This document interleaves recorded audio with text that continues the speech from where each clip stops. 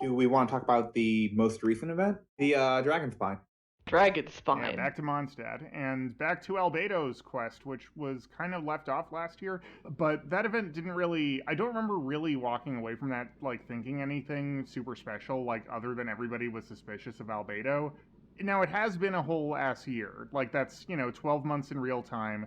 But they were faster at being forthcoming about answering questions. I mean, it could just be because I'm used to being in the really long haul for MMOs and mobile games for delivering on story stuff, but candidly just coming out and having Albedo explain yeah, I'm a homunculus. I was made by Ryan's daughter, aka Gold. There are clones of me running around. This thing on my neck is indication that I'm an artificial That's human. my belly button. They did wait an entire year to continue this story, but I do like what I'm seeing with the through line of actually delivering on stuff that they're setting up, because No, because if this was like a shonen manga, we wouldn't get this answer for 6 years. yeah, Yeah. Like we've exactly. seen this before, these revelations and how they're paced, and it's thank you for respecting us enough to just drop them now. They did a very good job of kind of picking up where they left off with Albedo, because before he had that line about traveler, if I ever lose control or go too far, will you be there to stop me? And that on top of the Curse of Real Sword event really left breadcrumbs that people were wondering okay, how shady is Albedo and how much can we trust him? And then they dropped the trailer for this event, where Oh yeah. all we see in it is Albedo attacking the traveler and his companions. And we're immediately led to believe, oh, we're getting a payoff on that. Yeah, I think that was everyone's response was oh, now this is happening now. And he was using cryo. It's is this the dual elements at work? He has a design of someone who could have Geo and cryo, but alas, I didn't somehow the spoiler of it's a Whopper flower hit us really early. So we kind of set our expectations lower based on that, and it was actually a little bit cooler than I thought it was. I don't think the Whopper flower is the end of the equation as much as it's a manifestation of Durin making Dragonspine weird. Also, the Whopper flower wasn't the only clone, too. It was another proxy. So. Yeah. I think Durin is the one that's manifesting the Albedo clones. Isn't that his the younger brother, or maybe she fed him to Durin? I think they intentionally left it vague as to what the exact origin of the second Albedo was, because they also floated that it could have just been a straight up prototype. Yeah, and then they had the weird thing with Joel's dad at the end, and it's you're sus. Yeah. I think that is the repurposed prototype. I think that's also intentionally left vague, but yeah, it's doing experiments too. It's using the Whopper flowers mimicry and seeing what it could do with that, and it'll take a different tack next Christmas. Yeah, I do think that people it already manifested another ice flower last year, so it's definitely kind of a theme of getting the ice flowers going. Cool. I also think that the people on the lore subreddit who are tying themselves into knots about is the Albedo that we're running into still the real one? I think the game made it pretty clear that that was a joke that was an incredibly poor taste. Yeah. Also, the point is that you can't really trust either way, so the game will never tell you flat out again. Yeah. Congratulations, Albedo is now the spinning top in Inception. Yeah. And that's the point. Honestly, yeah. I feel like Mondstadt's going to be... We keep talking about the Mondstadt's going to get destroyed meme and how it's return to Mondstadt. And how we're all going to pop bottles when Mondstadt gets destroyed. Yeah, Mondstadt's going to get destroyed, good as part of version 9.0 or 8.0, sometime around Shesnaya, sometimes around Conria, whatever we're visiting at the end of the game, Mondstadt's gonna get blown up there. Also, it is not an Among Us reference, it is a The Thing reference because it's in the snow. Well, also Among Us is just The Thing in space. Yeah. And I want to see more The Thing Genshin crossover fan art. There are definitely elements of isolation horror at play here, and I would also just like to thank MiHoYo for using this event as another opportunity to solidify a gay ship that we've all been asking about. Yeah, remember what I said a few minutes ago about they're never going to be that explicit. Okay, this is like, hi, we're going to go take an ice bath. Okay, good night. Like, I thought it was a pretense to split up the party, like you do in a horror thing, where it's like, all right, they're going to be preoccupied and something bad's going to happen to us, or vice versa. No, they just went and took an ice bath together, you know, like gal pals, like besties. Should we talk about the anniversary event? Yeah. So, MiHoYo, they prove that, like, being really good at what you do is not diametrically opposed to being a greedy scumbag. They do manage to be both. Mm-hmm.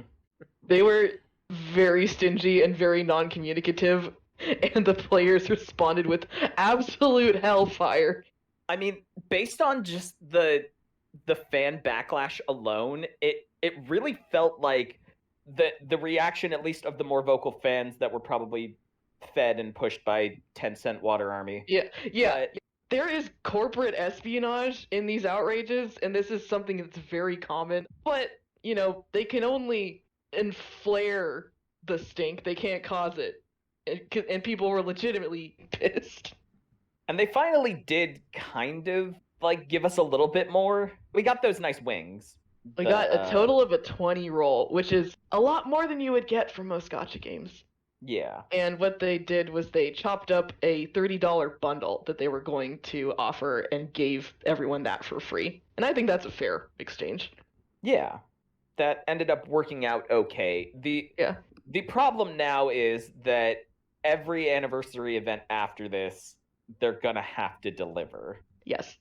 It was crazy that there wasn't even an in-game, like, inbox message.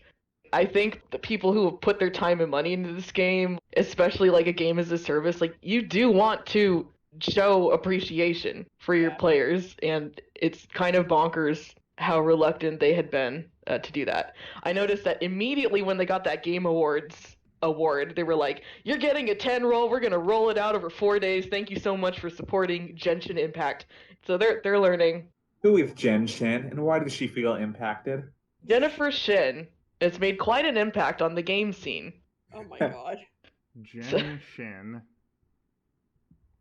Also, like, they did do some cool stuff for the anniversary, but it was all kind of auxiliary stuff. Like, one thing I really, really, really like about Genshin, it is super open-ended to, like, fan works.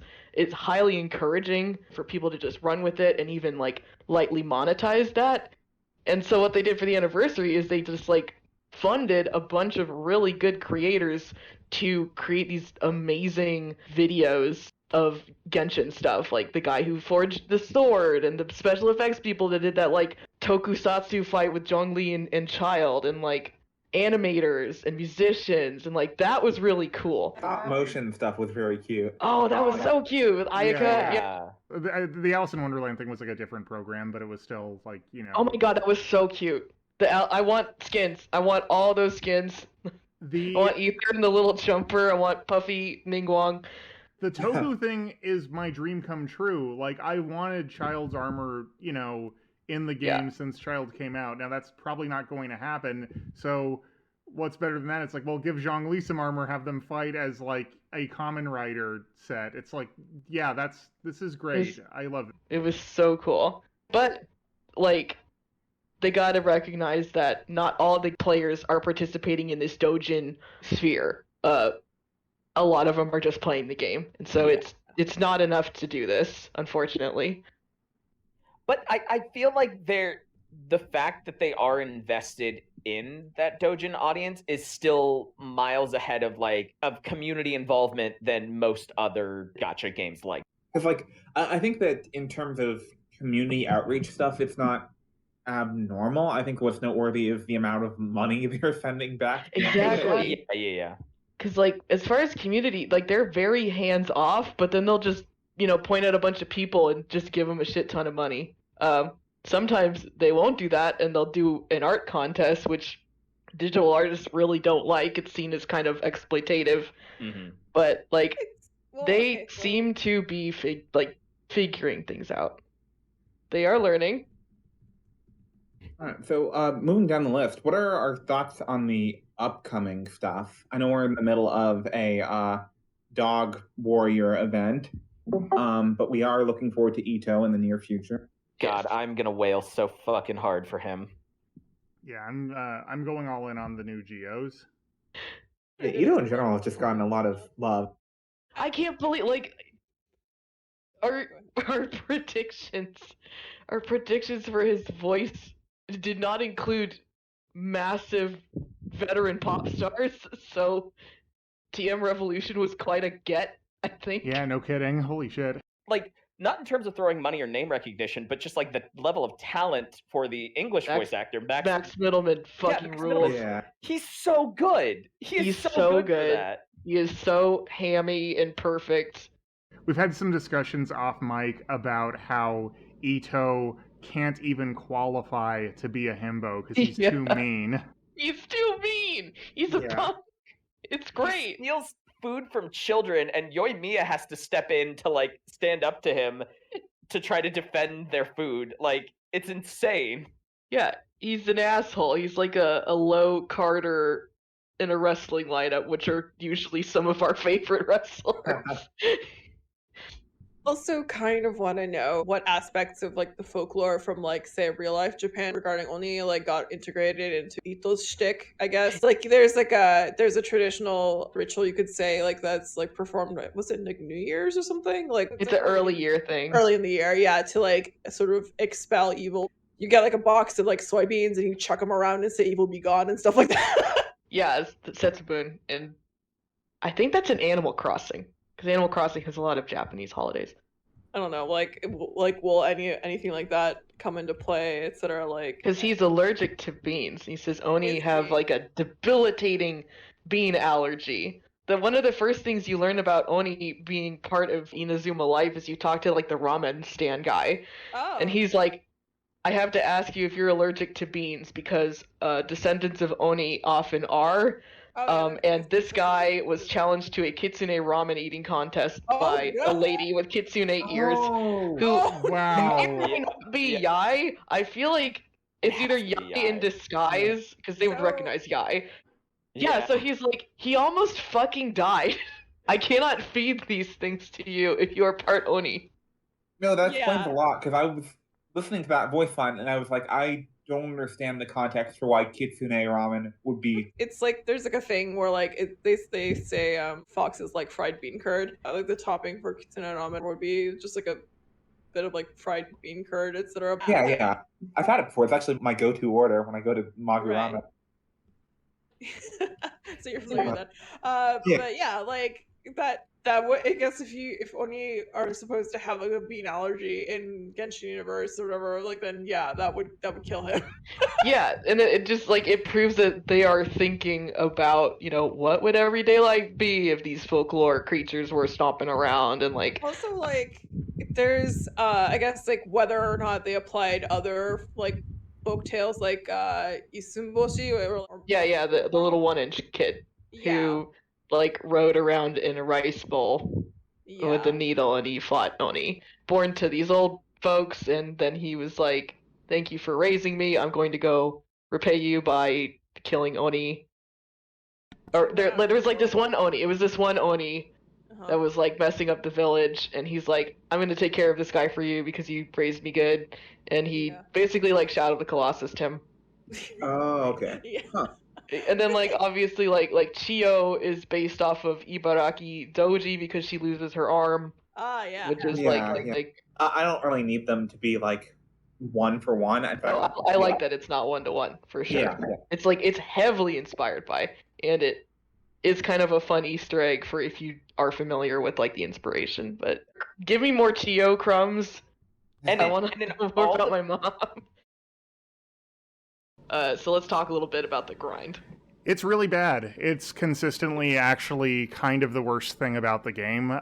Man, I'm really happy that the Golden Wolf Lord came out before Ito and Goro, because I've been able to, you know, fight it 56 times to get all the materials that they need to level up. But with that said, I had to fight it 56 times. That's a lot. get all the stuff I need. Guess I'll fight him 4 times, and that's all I can do with Genshin today. Sucks ass for talents for Ascension mats, and God forbid for artifacts. And then, of course, when you're using all those mats, you're constantly running out of Mora. Yeah. And then you have to grind that. It's the same, like, grievance with, like, Spiral Abyss, where you feel locked into what's optimal and not what's fun.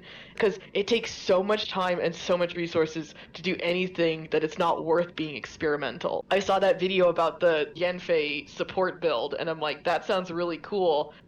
I don't want to grind out that weapon and those artifacts and those substats. It sounds awful. You know, they have a really fucked up concept of retention. It's not making shit accessible for new players, but it is wasting old players' time. We've had a lot of fun here on the Shade Chamber tonight, but now it's time for our favorite segment.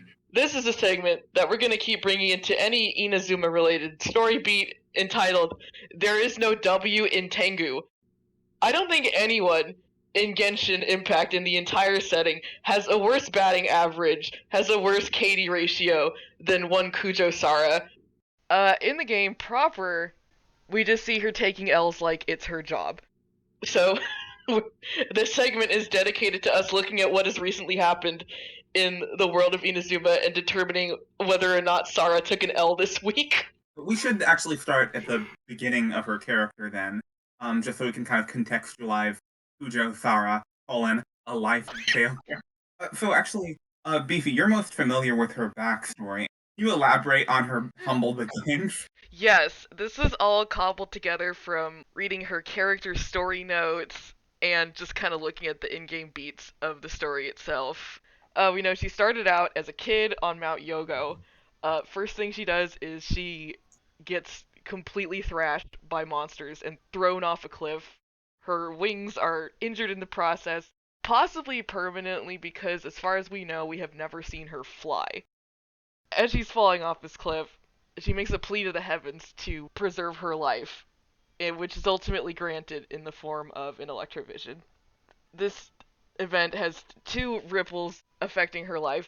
Number 1, she devotes her life to the god who she thinks gave her this vision, but in fact was completely uninvolved in this event that saved her life and gave her meaning. And also, her eating shit off the mountain results in her horrible adopted dad, Kujo Takayuki, taking her in, raising her in a loveless childhood as a child soldier. Absolutely no familial fondness or entitlements, while her 2 brothers, his biological son, kind of get the accolades and status associated with the Kujo clan. Well, she does nothing but the work. So, among Kujo Sara's elf, I think the ones that stand out in particular was just her general failure to stymie the very obvious corruption in the Tenryou Commission. Which, of course, concluded with her lying face down, almost full Yamcha pose, in the Shogun's foyer, which is my personal favorite among her elves. It's truly iconic. I think that's definitely the one that keeps her up at night. You know, she's fallen off to sleep in her little nest, and then that just pops into her brain, and suddenly she's not going back to sleep for an hour because she's too horrified. I like to think she sleeps on one foot, like a flamingo, on her big Tengu shoes. That's the thing, right? She takes losses at all levels. Like, it's not just, you know, failing at, like, wartime tactics or being on the wrong side of history. It's things like getting shipped with a crayon-eating moron or getting outmaneuvered by a Chinese Hannah Montana. So it's not just, like, you know, the big L's that she's taking. It's all, like, L's big and small. Like, the day-to-day things. It's embarrassing, and it's constant. That's the best part. The arguments she has with people in public via the signposts are like classic mall cop behavior a little bit. You just have a very narrow area in which you're, in quotes, enforcing the law when really you're just getting into public arguments with rowdy citizens. She's kind of the Paul Blart of Inazuma. Like, imagine just that little hat on her head, like, as, like, one of those, like, visors, you know? Scooting around on a little golf cart, patrolling the mall. Because we know she can't fly. Oh, God, that's right, she can't fly! It is wild that we have a character whose entire gimmick in this game is bad luck and terrible things happening to him, and yet he takes fewer on-screen L's than Sara. I think that's what makes it even sadder, because Benny wears his L's on his sleeve. It's a huge part of how cheerful he is, because he's kind of a nihilist. He's just like, well, if nothing matters, I might as well have fun and try to make friends. Sara just has to bear it all. She cannot let it get to her, because she will implode. She has no friends because she was raised in a horribly emotionally neglectful family and is, basically a regime officer, so she's completely unapproachable. And the one person that she respects and looks up to doesn't even really know who she is. She's just like, oh yes, my general. I don't know if Raiden even really knows anything about Sara, because in her voice line, she's like, oh, yes, the Kujo Tengu. She's a great warrior, and she'll be a great heir for the clan and its future prosperity. When, number one, we know the clan's on the shit list, and number two, she's super not in the line of succession. It just doesn't look good for her on any front, and it just doesn't seem to be getting better. Sara's first appearance was in Kazuha's animatic as this stoic, formidable figure, the Shogun's right hand, the one who dueled Kazuha's friend on behalf of her god. And to see her reduced to a mall cop who manages just elementary school level juvenile delinquents and then ends up getting shipped with... I cannot think of anyone who has suffered more disrespect in this universe. Sorry, I was just thinking about the amount of disrespect. Me too, it's a lot. That is a lot. So anyway, that's a bit of background on Kujo Sara, the Wharf of Genshin. But we're here to see if she took an L this episode. To answer that, we have to check out Kokomi's character quest. Specifically, the part with the peace talks between the Sangonomiya separatists and the Shogunate's Tenryou Commission.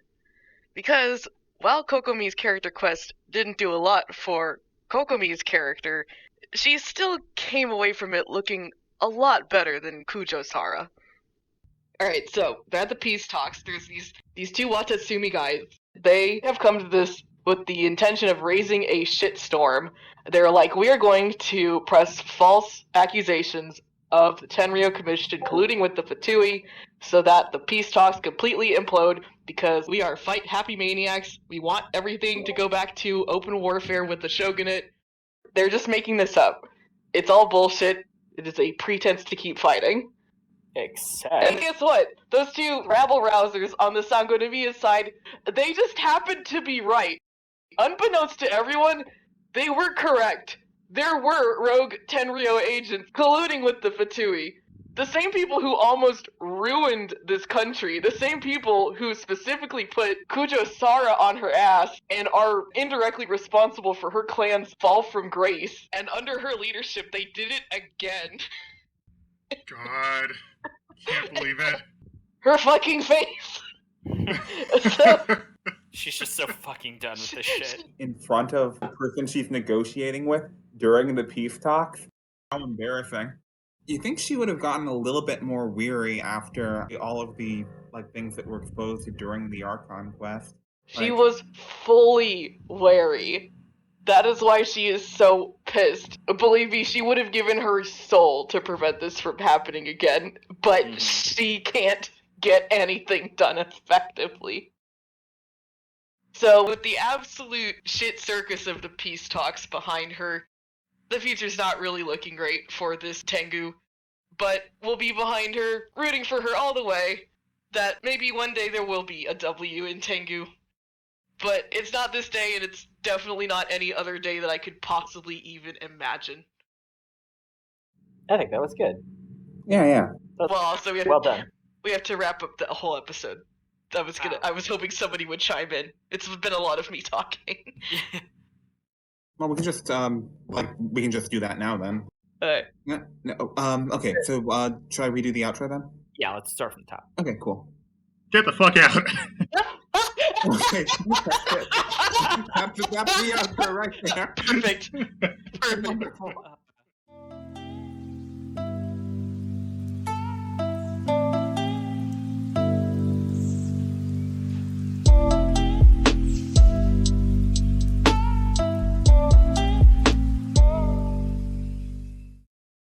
Yeah, so does anyone among us want to...